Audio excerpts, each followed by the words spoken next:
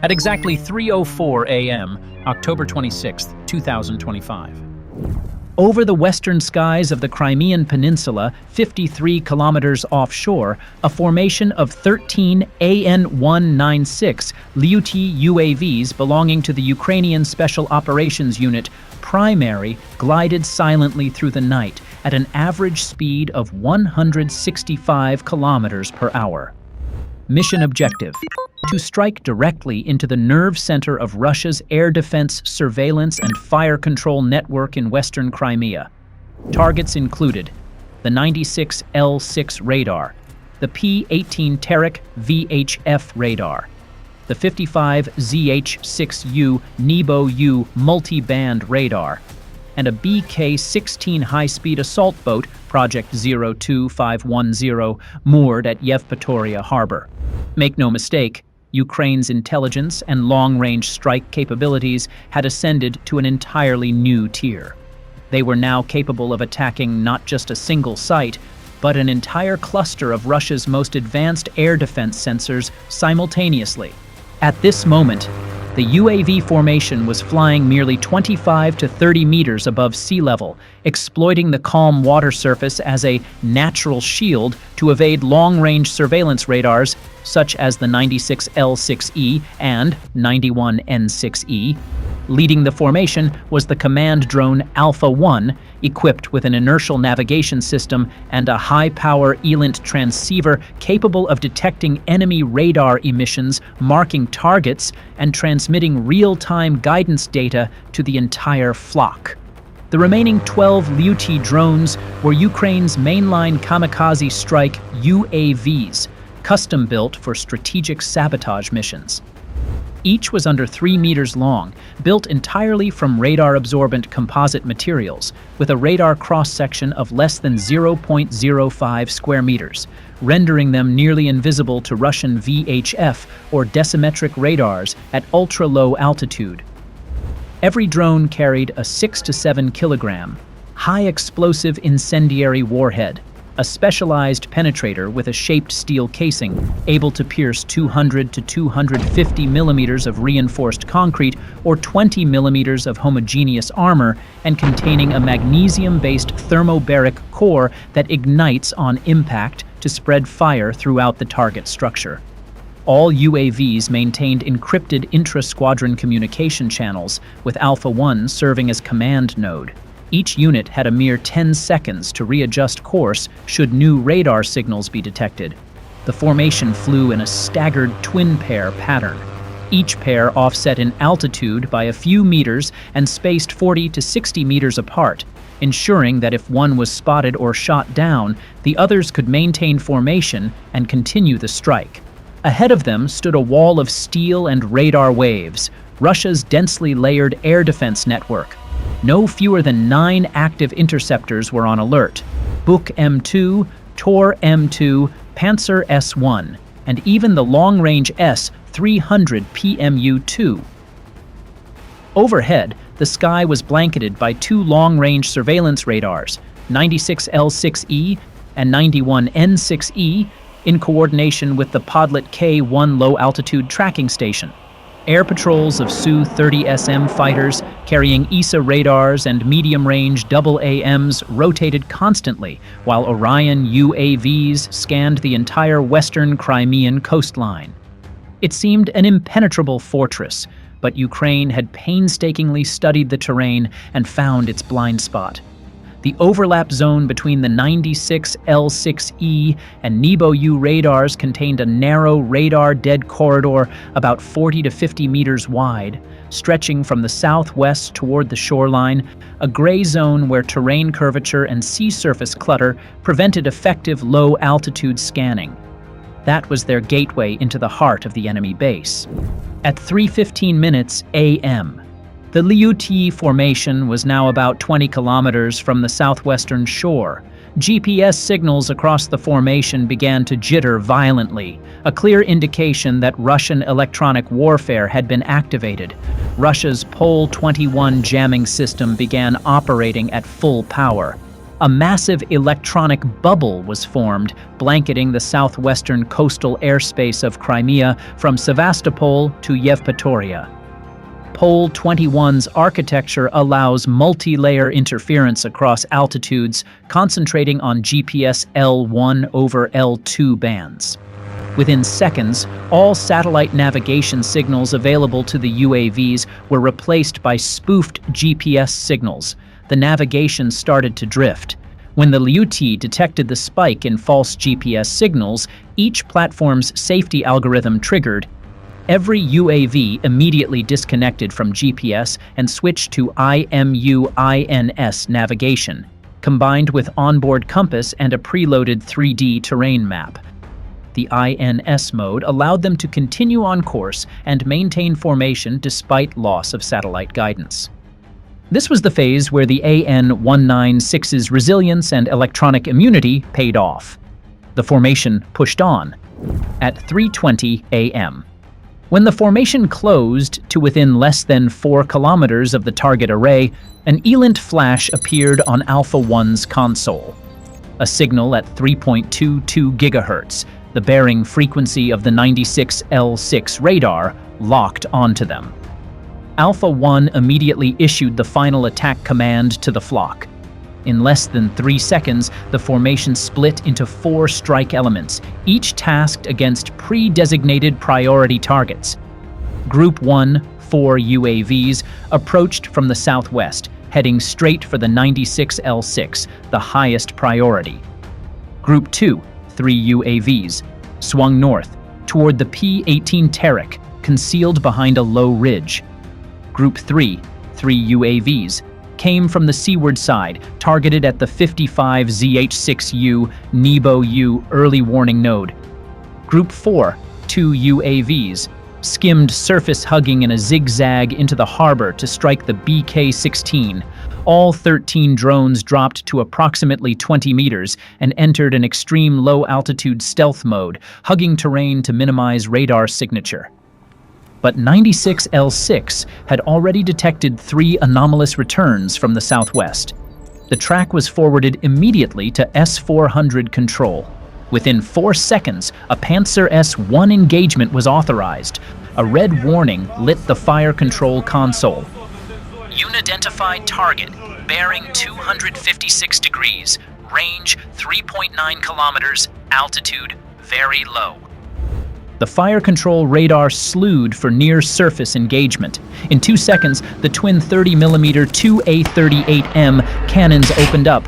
Tracer bursts ripped the night as gunners engaged the incoming swarm. Liutyi No. 3 from the 96 L6 strike element took a direct hit. Wing and guidance cluster shredded. It tumbled out of control and detonated mid-air. But 0.4 seconds later, Liutyi No. 2 held course, threaded through the burst, and slammed into the 96 L6 array.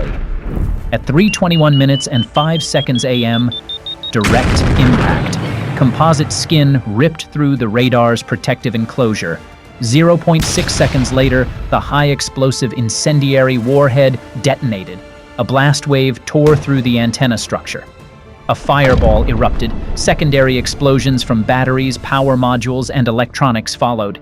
The 96 L6, the long-range surveillance eye, was wiped out. Less than 2 seconds after 96 L6 was destroyed, Group 2, 3 UAVs, completed a flanking run around a low ridge and approached within approximately 900 meters of the P-18 emplacement, a deliberately chosen corridor that masked them from several air surveillance sensors. The P-18 Terek, a VHF band metric radar famed for countering stealth aircraft, sat in a scoop of ground and trees, a classic emplacement to reduce satellite or UAV observation. Yet P-18 has a fatal weakness. Long wavelength and low angular resolution mean it cannot produce precise coordinates for extremely small, low, and passive emitters like the AN-196 Liutyi when those platforms maintain RF silence. Throughout the approach, the formation kept to 15 to 18 meters, terrain following via INS and ELINT coordinates passed from Alpha 1. As Liutyi No. 5 emerged from the tree line barely 200 meters from the radar, it made its final course correction. No signal, no camera feed. Flying barely 12 to 14 meters above the ground, it charged straight toward the radar control cabin at 160 kilometers per hour. At 3:21 minutes and 8 seconds a.m., impact at an attack angle of roughly 30 degrees into the sloped roof of the P-18's operations cabin. The high-explosive incendiary detonated after 0.2 seconds, penetrating deep into the cabin before the primary explosion. A molten orange fireball and a heavy concussive boom signaled the strike. Antenna booms and the rear mast were shattered by blast loading. Within less than 2 seconds, the remaining 2 UAVs of Group 2 dived in sequence. The first, Liutyi No. 6, struck the backup generator zone on the eastern flank of the radar compound. The second explosion sent up a column of thick black smoke with sparks flashing from severed electrical cables. The P-18's independent power supply was completely disabled. Immediately after, Liutyi No. 7 plunged down, hitting the primary switching module. The blast hurled fragments of antenna panels and signal receivers across the site, igniting a fire that spread through the electronic bay. In just 4 seconds, all 3 UAVs of Group 2 had completed their mission. The P-18 radar, once touted by Russia as its ace card against stealth targets, was now nothing more than a pile of scorched metal. With 2 out of 3 primary radars neutralized in under 12 seconds, the Russian air defense network at Yevpatoria had lost over 60% of its surveillance capability. From the opposite direction, the sea, Group 3 had just cleared the civilian harbor and began looping in to attack the 55 ZH-6U Nebo-U radar, a multi-band high-altitude surveillance system capable of simultaneously tracking targets at extreme range and altitude. This radar was mounted on the highest elevation within the entire defense grid, on a reinforced concrete base nearly 4 meters above ground level. Yet that height became a fatal weakness. 3 AN-196 Liutyi drones from Group 3 approached at ultra-low altitude, skimming over rooftops and warehouse ridges before abruptly climbing within approximately 180 meters of the antenna array. At 3:21 minutes and 18 seconds a.m., the first UAV slammed directly into the horizontal phased array antenna, shattering its balance structure. 2 seconds later, the second drone hit the intermediate repeater unit housed in a rear-mounted protection box. A fireball erupted, consuming insulation casings and cabling. The last UAV, originally assigned to strike the cooling system, was hit by PKM gunfire from approximately 80 meters and disintegrated mid-air. Nevertheless, 2 out of 3 core elements of the Nebo-U radar were completely destroyed. At the same time, less than 700 meters from the coastline, Group 4 had entered the port's restricted defense zone, where a BK-16 high-speed assault craft lay moored on standby. Designed for rapid maneuvers and light strike missions, the BK-16 often supported counter-UAV patrols along the coast. However, when confronted by ultra-low-flying kamikaze UAVs, its electro-optical defense suite had no time to react. At 3:22 minutes a.m., the first Liutyi slammed into the central control cabin, triggering a massive detonation that heeled the ship sharply to port. 4 seconds later, the second drone struck the engine compartment, igniting a violent blaze. The auxiliary fuel tanks along both sides of the hull caught fire, creating a chain of explosions that turned the vessel into a floating torch. Red flames reflected off the sea surface as dense black smoke coiled upward into the western Crimean sky. In total, all 130 AN-196 Liutyi UAVs of the Prymary formation completed their strategic strike with precision. Radar 96L6 completely destroyed. Radar P-18 Terek deformed, fully inoperative. Radar 55 ZH-6U Nebo-U antenna and repeater lost, critically damaged. BK-16 patrol craft neutralized, fully ablaze. The entire western Crimean air defense cluster, within a 10-kilometer radius around Yevpatoria, was rendered temporarily blind for at least 3 to 6 hours, paving the way for follow-on strikes. At 3:30 a.m., October 26, 2025, the entire western Crimean airspace fell into a state of temporary radar blackout, a rare and perilous condition for any modern defense network. With 3 principal radars knocked out almost simultaneously, all early warning coverage from air and sea sectors was paralyzed. Russian air defense commanders immediately placed backup stations on alert, but full restoration would require at least 3 to 6 hours. Far too long in a high-tempo war. At 3:35 a.m., a Ukrainian Kometa-M optical reconnaissance satellite began scanning the target zone. Under the dim dawn light, infrared imagery revealed multiple heat blooms spreading from the radar sites and the burning BK-16, confirming total destruction and loss of activity. At 3:40 a.m., the Ukrainian General Staff received a complete report from both space reconnaissance and UAV units. A brief order was transmitted. Prepare Phase 2. Yet on official channels and state media, silence. No statements, not even the usual claim of UAVs shot down. Within the next 2 hours, military communications across Crimea surged.